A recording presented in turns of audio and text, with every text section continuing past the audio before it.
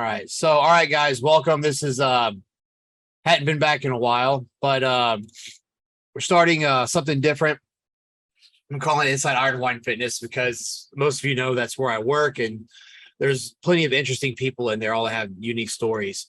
And I'm going to bring some of them on and interview them and have them talk about their stories. And our first is Holly. How do you say? Is it Darcy or DRC? Darcy. You basically just ignore the apostrophe. So it's Holly Okay. Darcy. So we have Holly with us today. Now, I wanted to bring her on because since I've seen her at the gym, she has competed and trained for powerlifting and a figure competition, all while running her own business and being a mom, which is pretty much got her hands full.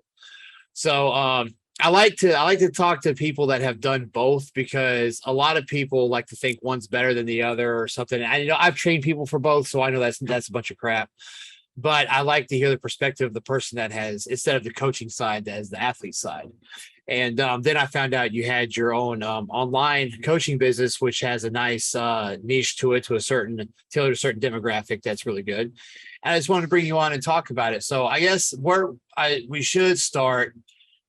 First, tell them about yourself, and then I'm interested in how you got started in the gym life, from the very get-go.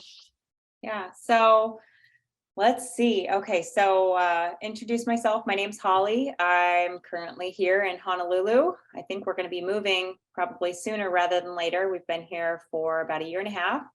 And I'm a military spouse. My husband's in the Air Force. I've got 2 daughters. And back in the day, many years ago, I was an elementary school teacher.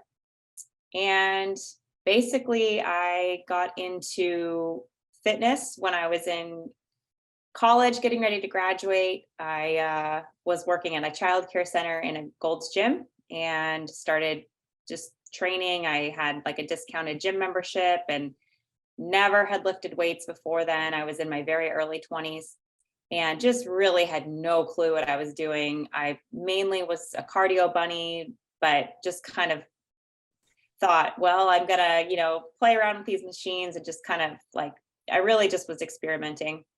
Fast forward a little bit, I got married, got pregnant with my first daughter, and I was still staying active, but I just really didn't know what I was doing. I just kind of stayed active. I did running. I just did a little bit of everything. Started to get into fitness on a consistent basis through CrossFit. And you can say what you want about CrossFit. Lots of people have different feelings about it, but it was great for me because when I first started, because it built a love for lifting. It built a love for exercise. And so that was great because it really fortified like a foundation of just, if you want to see results, you've got to be consistent. You've got to be in the gym on a regular basis. One thing led to another, and I suffered an injury unrelated to CrossFit, but I suffered a knee injury. I dislocated my kneecap. And at the time, I only had like a handful of movements I could do. So got into powerlifting and just really controlled strict lifting. So got into powerlifting. By the time my knee was healed up, I was signed up for my first powerlifting competition. And then we moved overseas and I had a second baby. I'm doing like the very fast version of this story. Had a second baby, and then let's see, we've moved 2 more times since then, and now we're in Hawaii. So, and when I was pregnant with my second daughter, I knew that I couldn't really. I continued powerlifting through about the first half of my pregnancy. I actually have on my Instagram several videos of me lifting in my second and third trimester with a barbell, pretty heavy lifting. And I lifted through my first pregnancy as well. But it got to the point where I couldn't lift as heavy as I wanted to. And so I just said, you know what, I really just want to focus on building or maintaining the muscle that I have and building muscle if I can. And so that's when I switched to training a little bit more for hypertrophy or building muscle. And I did that in the middle of my pregnancy and always told myself, even back in my CrossFit days, I always said, by the time I turn 40, I'm going to do a bodybuilding competition. I'm going to, do a step on stage in a bikini and heels and the whole thing. And I ended up having my second baby, and pretty much, as crazy as it sounds, I went into prep about 6 months postpartum. I was still nursing and everything, and went into prep, and fast forward to October 2022, and I competed in 2 separate figure competitions and had an absolute blast. I'm totally hooked. So I also we'll talk about it more, but I did a powerlifting competition in the middle of prep. And yeah, so that's kind of my fitness journey. And then I could talk my coaching journey as well, if you want me to get into that. Or Yeah, go ahead. So I am the type of person that if I get really interested in something, I want to know everything about it. I almost get to the point where, like, probably some people would say I'm obsessed. And so when I started really getting consistent with CrossFit, I was like, I want to learn more about this. I want to know a whole bunch about it. And so I went and I got like their level 1 certification. And I never had any interest in coaching or anything like that, but I just wanted to learn more about it. Kind of like if you had any other kind of hobby, if you were into cooking or photography, you'd go maybe take a class or read some books about it. So yeah, I got a certification in CrossFit. Well, we joined a gym, and I connected really well with the owner, and I'd been doing CrossFit for pretty consistently for probably a year and a half at that point. And the owner of the gym, I was attending the morning classes, and he basically just said, "Hey, like, you move really well. Have you ever thought about coaching? You've got a great personality for it."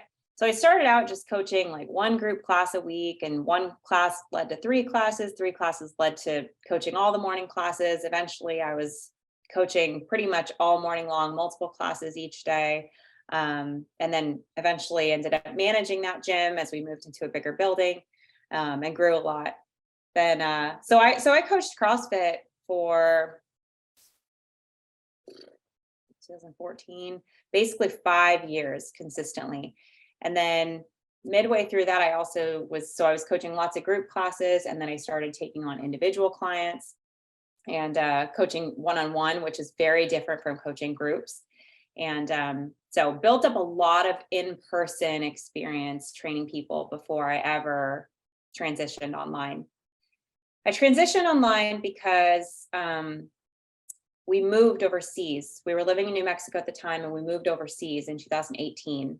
And I had a lot of people that still wanted to continue to work with me, but I needed a way to, continue helping them out. And so before online coaching was like a really, really big thing, I just sort of was doing a hybrid model. I was doing some coaching and personal training in person in Japan when we moved overseas. And then I was doing, online. And then I went fully online in February 2019, before the pandemic. And so I've been 100% online, except for a little bit of in-person here and there on a case-by-case basis since early 2019. So almost 4 years after this new year. So yeah. I think with the online coaching, I think that's some of the people that are really successful in it. That's how they start. They start in person, and either the client moves or they have to move. Like, because with me, I was training a lot of military, and they were moving and wanted to keep working with me. So that's how I got started. Then a friend tells a friend tells a friend, and next thing you know, it's Hawaii, we call it coconut wireless, where word of mouth. And then you start picking up all these people, and then it kind of grows on its own. I didn't know you did CrossFit and trained people in person for a long time beforehand. That's I think people that do online need that experience, because you have to know what to anticipate in order to write a good program. And even I think it helps. It helps with knowing what they're going to need and what kind of problems might come up. Especially, one thing I don't know if you do it, and I do it sometimes too, but if somebody comes to me first and they've never had a trainer know anything about the gym, I'm kind of like, maybe you should find somebody local first just to help. I mean, I've got videos and I've got ways I can instruct, but it's like not the same vibe as getting a one-on-one and learning the basics in person. What do you think? How do you feel about that? Yeah, that's a really good question. So My personal opinion, I totally agree. I think that trainers should have some in-person experience before they transition online. I mean, there's really no regulation around personal training certifications. So like you can get that certificate like for a very low cost online in just a couple of like hours.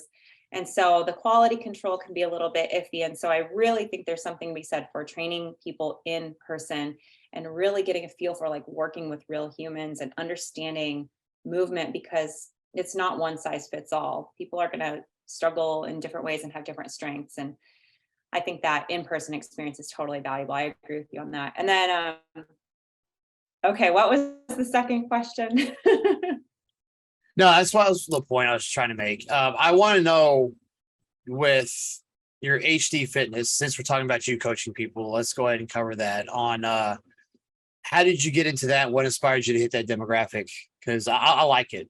And so when you started doing the online, is that what eventually turned into what was that the type of clients you always trained, or did you have a variety of people? Then you realized if you focused on this specific type, then it was better for you, or what? Yeah. So initially, I just trained everyone, right? Anybody, basically, I was just getting started. So anybody that came to me that, needed some help, I was willing to help them. And to this day, I still believe, I'm sure you do too. Like, I believe that I can help anyone depending on what their goals are. I can help them get closer to their goals. But over time and with experience, I realized I was having a lot of really good traction with a certain demographic of people. And for me, that is,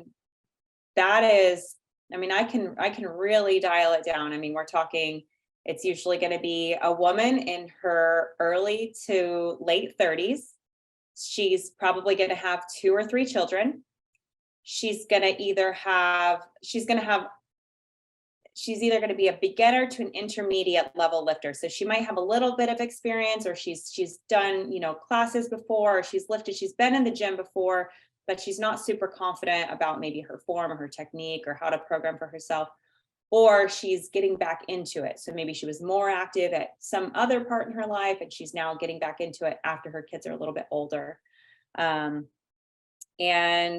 a lot of the women that I work with also tend to be moms, and a lot of them also either like work from home or have their own business or work outside of the home. So a lot of them are also working mothers, and that's me, right? So I like to think that I understand my target demographic, the base of my clientele really well, because I'm probably where they were maybe 5 or 8 years ago. And so I think that it helps just that, I really understand. I have other clients that fit outside that mold, but that's mainly who I talk to and who I end up working the most with. And I think that's just because probably I can relate really well. Well, yeah, you're going to work with who you resonate with, because when it comes to problem solving, troubleshooting, which is the mentality you have to have when you do this type of stuff, you have to be a troubleshooter.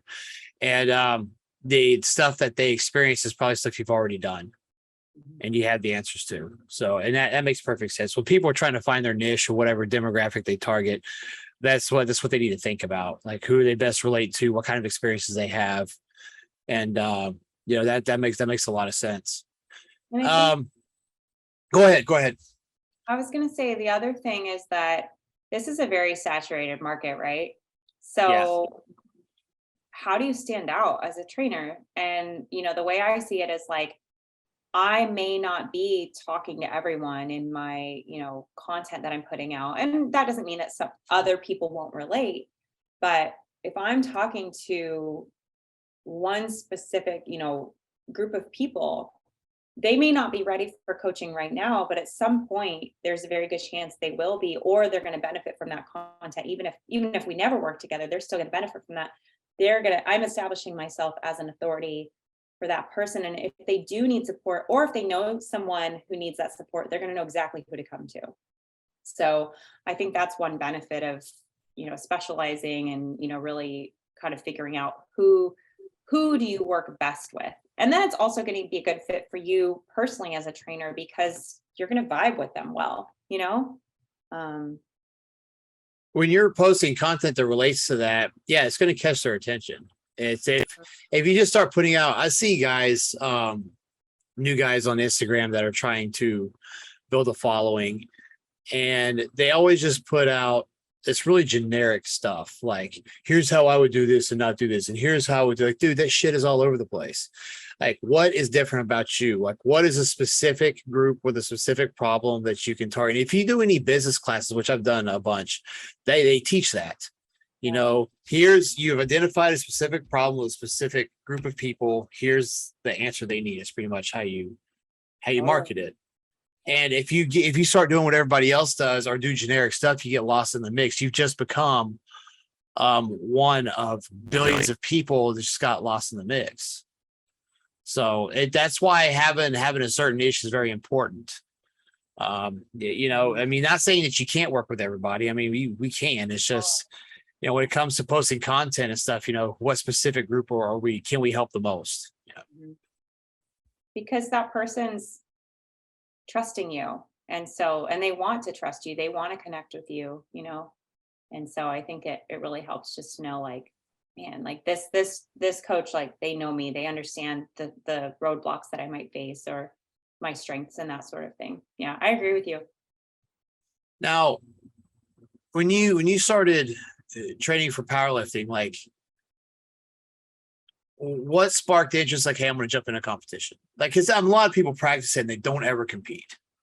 Mm-hmm. So what was it that triggered you to finally jump into a competition? Then I want to get into like how you ate and trained for it, because I want to compare how you went from one extreme to another when you did both competitions. Yeah. So to backtrack a little bit, before competitive powerlifting, I was into competitive CrossFit, and I was never really that great at it. It was more just recreational, because I'm 5'7" and I'm kind of lanky. I've got like a swimmer's build, so I wasn't very good at the gymnastic skills. But man, I always loved like the slower, more controlled lifts. I loved squatting. I loved deadlifting. I didn't realize how much I was going to love bench press and how technical it is. And so that competitive side, I always said when I was competing in CrossFit, I would tell my friends and my training partners, I'm not really competitive. I've never really been the competitive type. And I think looking back, that was me sort of being afraid of failure at some point, and I don't really know where. I just kind of told myself, like, why not me? Why can't I push, push myself a little bit more? And I started to just realize, okay, because I hear a lot of times, okay, I want to compete in powerlifting, but I need to get stronger first. Or I want to compete in bodybuilding, but I need to, fill in the blank first. But like, man, your life is short and it's passing you by. And so just at some point, it was just this, I think this fear of failure started to diminish a little bit. And I started to become a little bit more fearless. And it honestly, Jed, it just scared the shit out of me. It scared me. Like the idea of competing in CrossFit and then competing in powerlifting, like I would just see these girls that were so strong. And I just was like, why not me? Why the hell can't I do that? And yeah, so I don't know. Honestly, it just always appealed to me. And like I said, I always said, oh, I'm going to compete in a bodybuilding competition before I turn 40. I just kind of was like, screw it. Like, let's just go for it. Let's just try it out and see what happens. Do you think because a lot of people will tell themselves the things you said in order to keep from competing. One thing I've noticed in doing this is people will mentally set up these barriers. They don't even realize they're doing it. Mm-hmm. So they'll say, well, I need to get a little stronger, a little bit bigger. And like 2 years down the road, like, dude, how much stronger are you going to get before you do this? Why don't you throw yourself to the wolves? And if you get whooped, you get whooped. Then you come back and you're like, here's what I need to do to win next time. And now you have the experience and you have a definite goal set. Because either two things are going to happen. You're going to get pissed. You're not going to do it again. Or you're going to come back with some knowledge. You're going to be like, all right, we're going to nail it this time. Yep. And I kind of like that approach better, especially in bodybuilding. And I'll tell you why, because you'll have a couple types of people. You'll have some that do I need to get in better shape, and then they never go. Or you have people that think because they look good on the beach that they can stand on stage. and they get back in the locker room or they get back backstage and they start seeing people warm up and they're like, dude, what the hell did I get into? And you're either going to realize that you're not cut out for it, or you're going to be like, I need to take it serious next time. And when you go and you get that feeling when you're back there. I mean, it's one of those make or break things, like a fork in the road. What are you going to do? You're going to say you're not cut out for this, or are you going to come back and you're going to do better next time? But you don't get that wake up call if you're always saying, well, I need to get better before I do it. I need to get better. And it's like, well, how much longer do you need, man? Eventually you got to give it a shot if it's something you really want to do. It's an all or nothing, like, perfectionistic view on things. And honestly, I think that's the easy way out. I see it in nutrition coaching all the time. People are like, oh, like, they kind of will just like, well, I didn't know how to account for this, or we went out to eat and I really didn't, there was nothing on the menu that I could order. So like, I just ordered whatever, or, it's like a protective mechanism. And so when people are saying like, oh, I'm going to do this later on, I'm going to do it later on, it's because they're afraid of putting themselves out there. They're afraid of failing. And I'm not saying that competing's for everyone, but this applies to other areas of life too. It could be whatever, but just that sense of like, whatever your personal best looks like pushing to that limit and beyond that limit, is hard and it's scary. And I think that the mental piece with powerlifting and with bodybuilding for sure is like, there has to be no other option. It's like, I'm doing this and there's no like plan B. Like, this is it, And that night on stage, everything you do from the start of prep to that night is going to show up on stage. So I'm like, if this is the only time you're going to do this, you need to put everything you got into it so that, you get everything out of it. And it's crazy to see what stuff people can't cut out, even for 16 weeks. Mm-hmm. Like they're saying they're still doing things 5 weeks out that they should have cut out like 16, 20 weeks ago, because I think when people get on a diet, they think that the stuff they like are never going to come back. I'm like, dude, McDonald's is never going out of business. You'll have a time where you can go eat there. It'll be there. It's never going. I mean, I think they're fucking open on Christmas. Like they're always going to be there. So like, you don't have to act always there. This is temporary. Yeah. And when people put up that protective mechanism, it applies to even just trying to change your lifestyle. People say, well, I got a lot of things going on. I'll wait till things calm down. I tell them, like, life doesn't stop because you all of a sudden have a goal. Because if your kids are no longer going to baseball practice and you have the evening off, you're going to get a flat tire. If you don't get a flat tire, then you're going to have to stay late at work. Like, something's going to happen. And so yeah, you have to treat it as something extra on your plate. This is where the troubleshooting life and stuff comes in. Yeah. It's like, people think that when they start a program, it's just all life stops and it's all the world just revolves around you now. And it's like, no, it's actually, you're going to realize how many things don't evolve around you, because now you have a goal and you have to do certain things and you have to work around life, and it makes it a little rougher. And I think I think it's one of the biggest things people need to realize when they start something. Yeah. I was actually working on an article about this. I'll share it with you when I have it out, but it was about this myth that people think, okay, if I'm going to hire a trainer, if I'm going to hire a coach, or I'm going to go after this goal, that I have to do it perfectly. And I think that there's a spectrum to it, right? So if your goal is competitive bodybuilding, or even beyond that, like if you're a pro and you're trying to go to that next level, like try to go to the Olympia, like there's levels to it, right? But it doesn't have to be like depending on what your goals are, there is a lot of, what's the word I'm looking for? Like, it doesn't have to be perfect. There has to be that like consistent effort, but that can look different depending on what the goal is, right? So somebody that like wants to get in shape, they want to build muscle, they want to, get their nutrition right.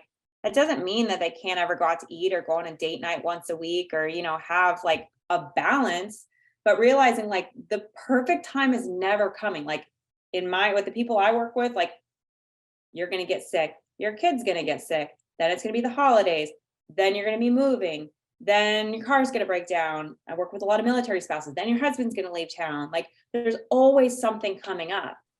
And so if you're always just waiting for the right time, Like, I think the best, I love it when people start contacting me in November, December, and I have, because if we can figure this stuff out now and get you on a consistent lifting regimen, get you being, practicing moderation and being intentional with your nutrition right now, you're going to be crushing it come summertime when the kids are on summer break and you've got a little more space and time. You know what I mean?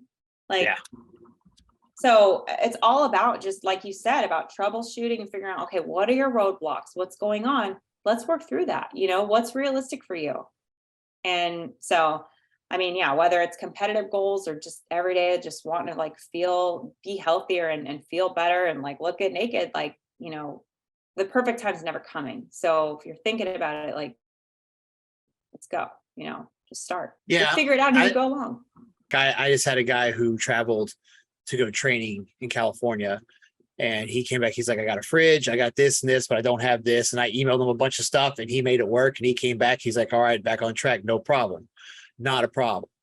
So, how people are. So, I think we're in an age where breaking out of the comfort zone is not as ordinary as it used to be. So when people get uncomfortable, they like to just go back to their safe zone. And, of course, me and you, we both know, like, to prosper, you have to get uncomfortable. Like, that's the whole name of the game. And it's so fun when you're like stacking wins, not even like you're always going to win, but like, just like, man, that self-efficacy when you're like, man, I did this despite my challenges, despite my adversity. It gets like, feels really good. And how you think of it is too, especially the holidays. Oh, I got the holidays coming up. It's 3 days. Spaced about a month. Two of them are spaced almost a month apart, one spaced a week away. Yeah. Like, you can diet for 2, 3, or 4 weeks and cheat a day 3 times and be perfect, and you'll be ahead of everybody come January. Yeah, absolutely. And and that's how.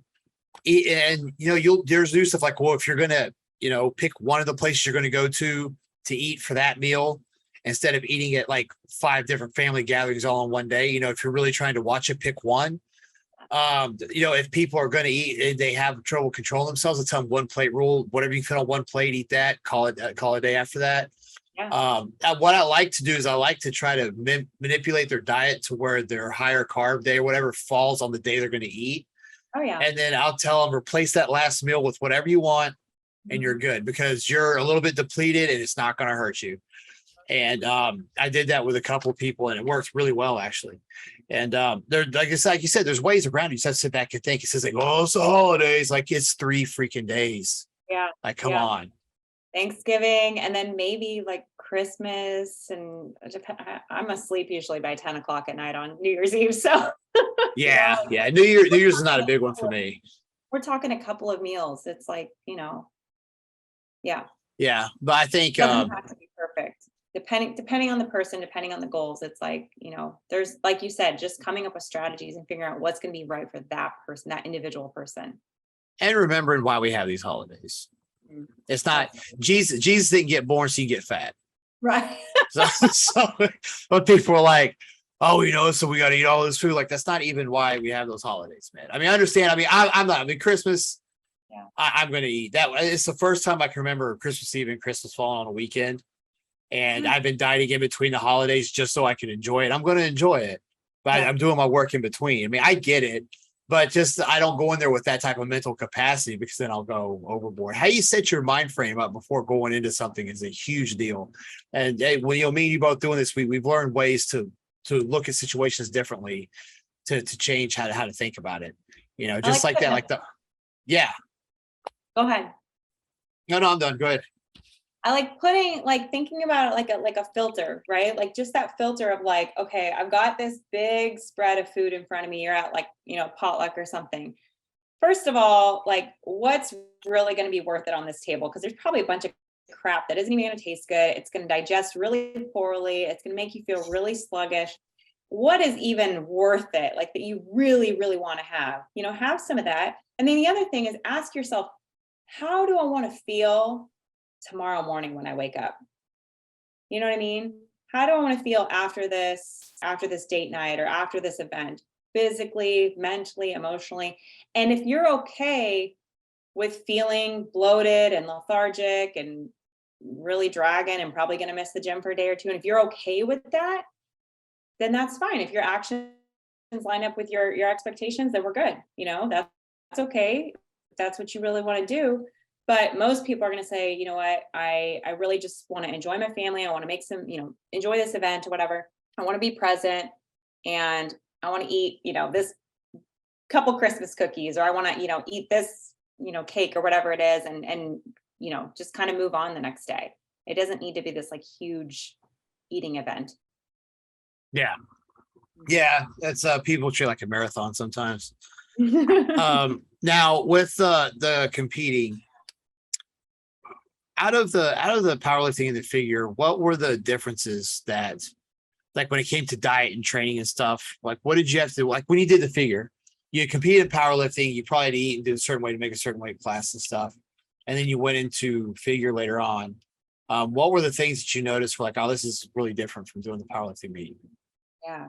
So of course, I'm just going to share my personal experience, and the way some people do this might be totally different.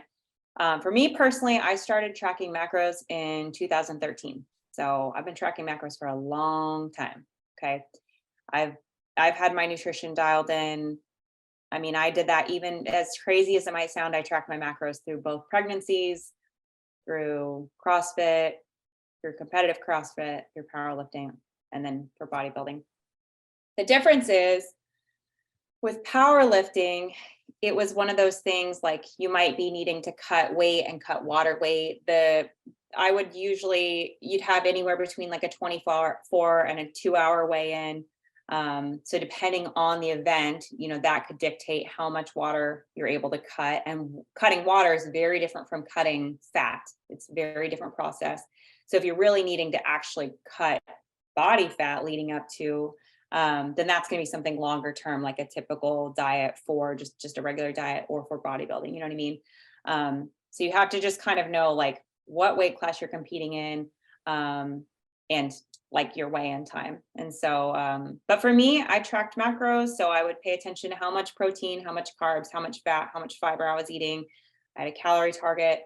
And for me personally, I feel best when I'm pretty precise with that. So I like, and I think tracking macros, that is not necessarily, it can be kind of confused or misconstrued. Some people think it just means it's a license to eat literally anything.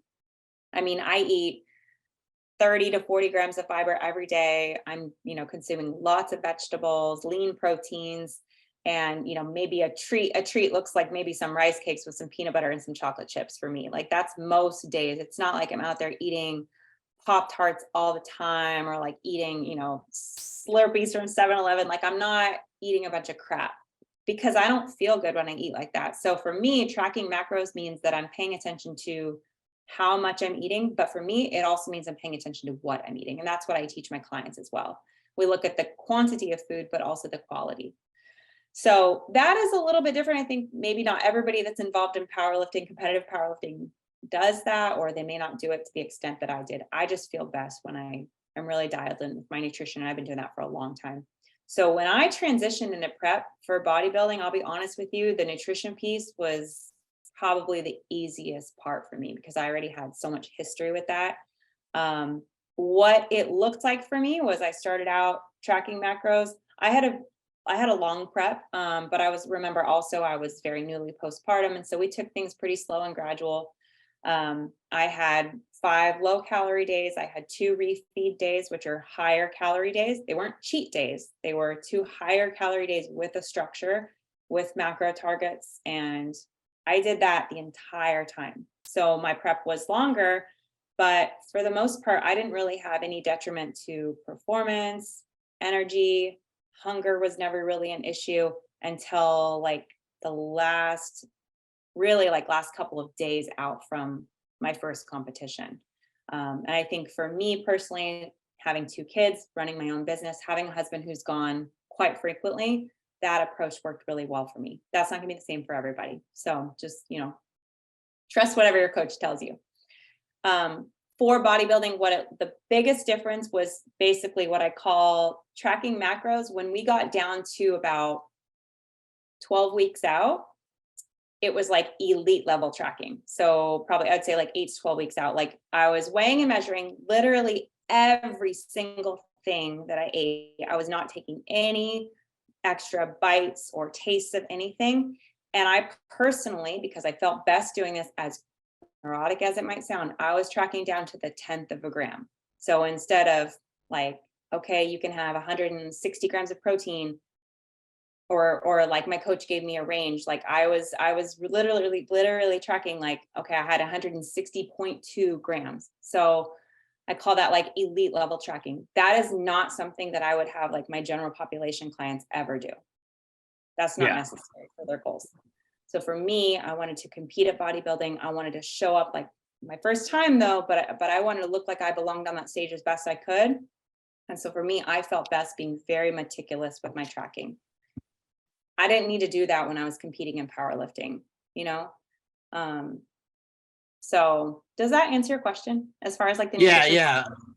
In fact, in powerlifting, I know when you go to the day of the meet after you weigh in, it's actually better to be a little watery for the joints and stuff when you go in there. Unlike, bodybuilding where you have to be crisp and tight and everything. So I know it's a little different. After I weighed in for my powerlifting, it was like, as soon as you weigh in, like it's time to get as big as you can. So you're going to rehydrate, you're going to eat, you're going to get a bunch of sodium in your body. Like, yeah, it was like, you want to be basically, it doesn't matter how much you weigh anymore. So it's time to eat for, get you want that rebound. You want that rebound going in there, unlike bodybuilding, but you want it there. Same with when I do marathon runners too. I would be a little more lax when I would carb them up for it. And I would carb them up for it, not because they're trying to look a certain way, but because they can super compensate and have more energy stores than they would normally have if you deplete them and load them. And if they overdo it, you're just going to sweat it off when you start running. So it's not that big of a deal. And everybody that ever took the time to deplete and load before a triathlon, a marathon, always said they would just eat something that wouldn't drag them down that morning because they're already filled up stores. And they would take like some drinks with like glycofuse and some aminos and stuff in it to drink when they start slowing down, so they sip on it when they run, and they did great. Glycofuse, man. I used to buy huge jugs of that. That stuff works well. I like to drink it during the workout. It's good stuff. Let's see. There, out of the two, what aspects did you like better or worse about each one? Like if you did figure you're like, oh, this is a lot better than I did powerlifting, so we can do this, and this, or powerlifting was better because we didn't have to worry about this and this. I mean, was there anything like that when you try to compare? Because they're both, it's not like one's easier or harder than the other. They're both different, complete sets of sciences. You have muscle targeting, isolation, stimulation, growth versus manipulating body mechanics to get as much weight as possible. And you can cross over some of the information, but they're completely different ways of attacking a target. So what was it? Are there any conflicts like that you had when you went to one and you compared it to the other? Yeah, they're both so cool. Powerlifting is like the mental like strength that you need to lift a barbell that is at your limit. Like it is the heaviest weight you've ever lifted. It is so freaking cool. Like mentally, it is so fun.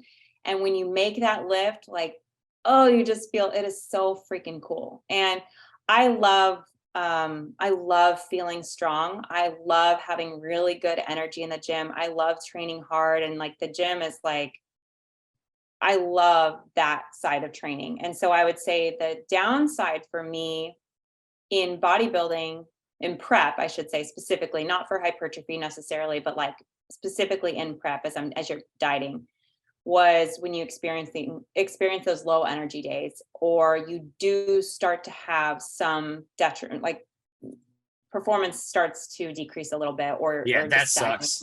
I hate that. You know? Yeah, you like getting better and you like feeling strong, and so that's the part I got pretty tiny, especially for my first time around, and I got to the point where like I felt almost fragile, and so I didn't like feeling like that. And that was the cool part of powerlifting, is like, you're just like freaking blowing your own mind on the performance side of things. but bodybuilding is so cool. And I think I, as a coach, and I'm sure yourself too, Jed, is like the like science experiment behind it. Like you are literally driving your own success. Like your effort day in and day out and being so meticulous, like you are seeing your body change. You can see lines like in your forearms and your calves, and then you start to see it like definition in places that you've never. And for me, my first time, like I was like, I've never seen my body look like this in my entire life. It's crazy, you know? And so for me, I just really appreciated in bodybuilding. It made me, after 3 pregnancies, we had 1 miscarriage, so two births, 3 pregnancies, but powerlifting, CrossFit, and then going through this prep for bodybuilding, I just feel more appreciative of my body than ever. Like it absolutely astounds me what our bodies and our minds are capable of. Because in bodybuilding, it's like that mental piece of like, where powerlifting is you get up on the platform and you're going to lift the heaviest weight you've ever lifted in your entire life. With bodybuilding, it's almost like you get these daily wins where you're like, I don't even know like if I can make it through this day, but I'm going to, and I'm going to check all my boxes and I'm going to get everything done. And then you get to that end of the day and you're like, damn, I did it, you know? So both have a huge mental component, both have a tremendous physical component, but they're just different.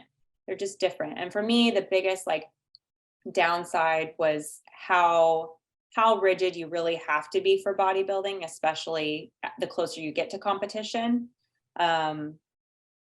But also remembering like that's temporary and it's not like that all the time. Yeah, the one thing I've always told people, the reason why I like doing this is like you said, when you start realizing being able to look however you want is like a real powerful feeling when you're able to transform your body like that. Yeah. It's stuff that a lot of people can't do or don't know how to do, and then here you are doing it. You're literally changing in front of people, and you're looking however you want to look, and it's crazy when you think about it like that. Yeah. And it's just, it never gets old for me. When I help somebody change or I change, like it just never gets old. It's always as cool as the first time I ever helped somebody lose their weight or get abs or whatever like that. It's always satisfying. How many times have So you heard like, oh, I could never do that? And in your head, you're like, yeah, with that attitude, you can't. But yeah, I'm like, absolutely. yeah, you could. You could if you wanted to and you're willing to do the things it takes to do this. Now, I'm not saying that's for everybody, but like you can. It's so powerful to know that I, like if you have the tools, you can put them into practice and do it. I usually tell them, like, when they say, oh, I can never do that, it's like, no, you're unwilling to do it. You Yeah. can, but you just don't want to. Yeah. It's like saying, oh, I can't go without my morning, whatever bullshit I buy from Starbucks. Like, yeah, you can drive past it. You're just unwilling to. And that's where the conflict comes in. But they'll say they can't because that gives them a crutch to make them think that to put it in those terms that they feel okay doing it. Yeah. That's what it is.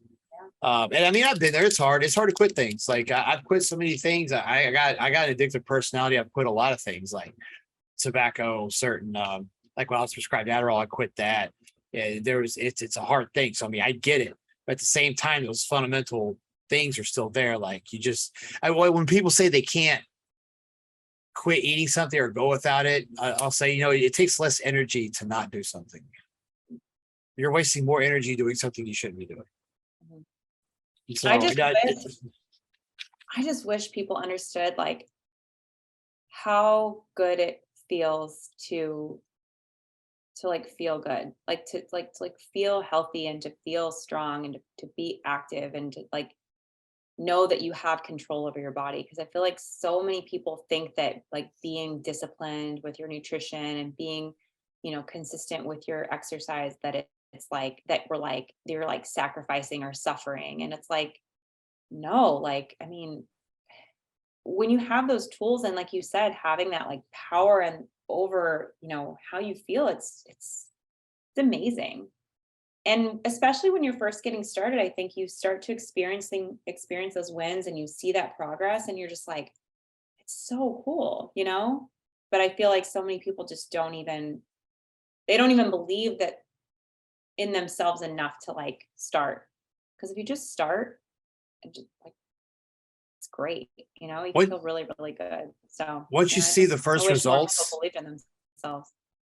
once you see the first results and you get that light at the end of the tunnel, people will change. Like they start believing, and it makes it a lot easier. But you have to get them to the point to where they can start seeing those changes, and then they start believing they can do it, and then it starts happening. When I first started this job, that was one of the things I noticed. The people that didn't think they ever could do it, and then their pants were a little looser. Next thing you know, they're carrying the coolers with them. They're going to the gym all the time. It changes how they think about things. Before we go, I want to ask. I think we've covered this one about things you learn preparing for a contest that you can take outside of the gym. And a lot of the things that we do through a prep or just changing ourselves or getting to a goal or just being in the gym and powerlifting, we apply those lessons and stuff outside the gym. It can make you a very successful person. I think we've covered that talking this sort of dedication, discipline, having to change habits, things like that. I'll end it with this. I want to say, for somebody who's never done this before and they're thinking about doing it for the first time, what is some advice you could give them or something that they need to expect that they normally wouldn't expect? Are you saying somebody that like wants to get started in the gym or start to get active, or somebody that wants to start competing? Competing. Competing in bodybuilding or powerlifting or both? Either one, just competing in general. Yeah. I'd say if you are, I'd say with either one. With powerlifting, it's just go for it. Everybody at powerlifting competitions is so cool and so friendly, and you don't need to be strong enough. And honestly, not really very many people are like getting even paid to do this stuff. Just go for it. Like once you've got, get a coach, like get your lifts dialed in, make sure you know your commands so you don't look like, a fool on the platform, like get all that figured out. But like just go for it. Don't wait until you're strong enough, because that doesn't make any sense. Just go and have fun. For bodybuilding, I think it's really important that you understand that you might slip up. I think first of all, like hire a coach. Hire a coach if you're going to compete in bodybuilding for the first time, especially. In my opinion, personal opinion. Hire a coach and trust them. Like do what they tell you to do. Don't be afraid to ask questions and things like that if you want to know the why behind something, but don't you have to block out the noise. And I would say, just like with preparing in bodybuilding, is don't have a plan B, because so many people start a prep and they drop out. Just go all in. Like what do you have to lose? And also remember that in bodybuilding, especially like if you have a family, if you have kids and a partner, they're going to be sacrificing too. And so if you're going to do it right.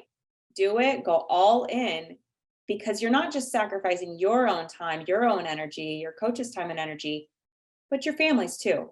So make it worth it. Like make it a big celebration. You don't want to get on stage and like, regardless of placing, you don't want to get on stage and wish, man, I really wish I had made my workouts and got all my workouts in. I really wish I had been more consistent with my nutrition. If you're going to do it, make that mental switch. It's not forever. You may decide you love it and you want to keep going with it, or maybe a bucket list thing, and that's okay. But if you're going to do it and you're going to commit to it, don't have a plan B, just go all in and do it. You think sometimes having a plan B may be a reason somebody pull out, because they'll say, well, at least I can go do this. Yeah. That makes sense. Yeah. All right. Well, do you have anything to say about what I said before that about the lessons you can learn being taken outside the gym? I mean, do you have any? I'm sure you guys experience that because you run your own business, and that takes a lot of. I always use Arnold as an example about when he said he took what he applied for Mr. Olympia to playing in the movies, and he became the highest paid actor in Hollywood as an action star, which is like unheard of. So it's the same. There's what's one of those lessons that you've learned doing competition, being in the gym, that you've taken outside of the gym is done well for you? So many things.